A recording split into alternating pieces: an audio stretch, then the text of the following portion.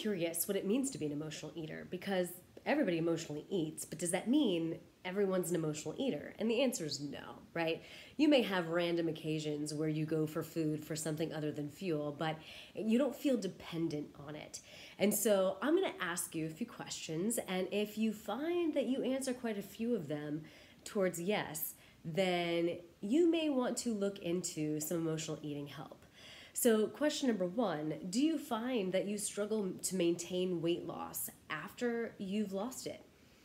You're good with structure, but the moment structure is gone, you're like a ship afloat out at sea, and you just start going back towards your old behaviors. You may struggle with emotional eating if that's the case.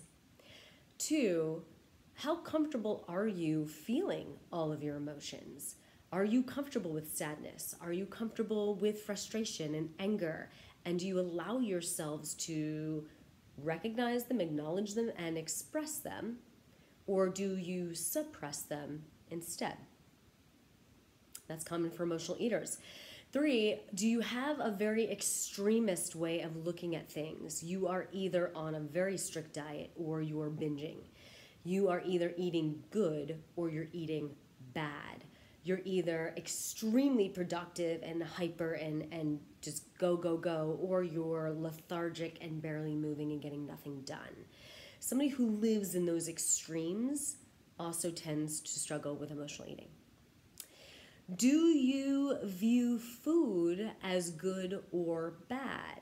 So if you were to eat a food from your good list, you'd feel good about yourself and you'd feel slim and thin and proud of yourself. And you'd be able to look at yourself in the mirror and go, okay, good job.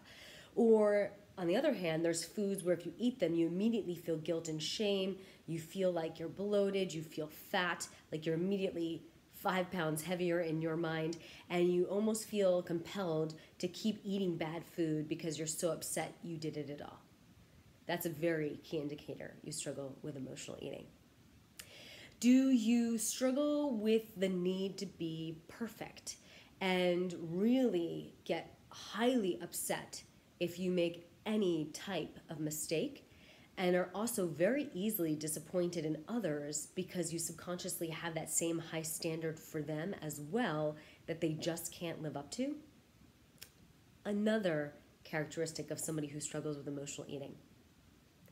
And then, do you use food often without it being needed for fuel, without being hungry? Do you depend on food for celebrations? Do you depend on food for comfort?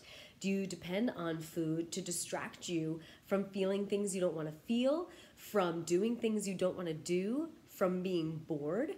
Do you use it as punishment? When you are pissed at yourself, do you then just eat bad food just to exacerbate that angry feeling that you have at yourself? That, of course, is a very key indicator that you're an emotional eater. So if you've answered yes to a majority of those questions, then please go check out my website, themonarcheffect.com.